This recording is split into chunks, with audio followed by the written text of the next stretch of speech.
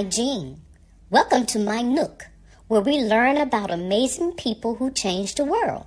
Today, let's take a journey into the sky to meet a very special person, Bessie Coleman. Before she touched the clouds, Bessie Coleman walked dusty roads in Washoe, Texas, books clutched tight, dreams tucked deeper still. Born in 1892 to a family of sharecroppers, she was one of 13 children. She read everything she could find. She counted stars. She counted steps to school. And she counted herself in, even when the world counted her out. Bessie grew up during the Jim Crow era and faced bouts of violence and barriers.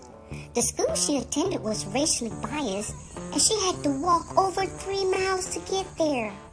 Bessie had a thirst for learning and easily became a gifted pupil in math. Bessie eventually moved to Chicago. There was not a lot of opportunities for black women besides domestic work, so she became a hairstylist. After several years there, she fell in love and got married. This union didn't last long, so Bessie picked up the pieces and moved on with her life. She saw her brothers join the armed services and go to war. One of her brothers told her stories about women flying planes in France, and this sparked her interest. World War I filled the skies with stories of daring pilots.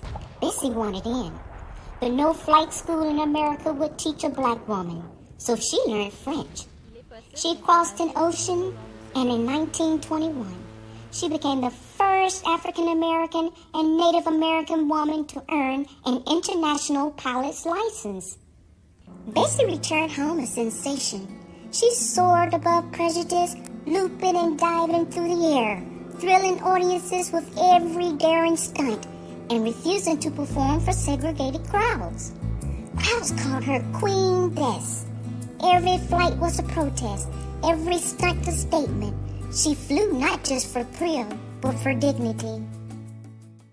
Bessie even received an offer to star in a film, but quit once she saw the film stereotype blacks in a racist and demeaning manner.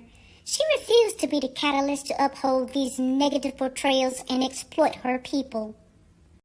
After walking off the film, Bessie traveled to raise money for her own plane. She performed in an air show for the opening of a new fairground in Santa Monica, California.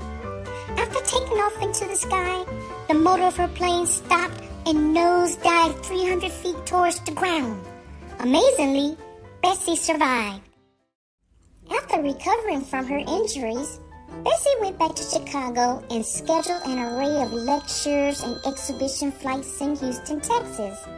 She performed this flight on the Juneteenth holiday. The wonder of the show resulted in more recitals.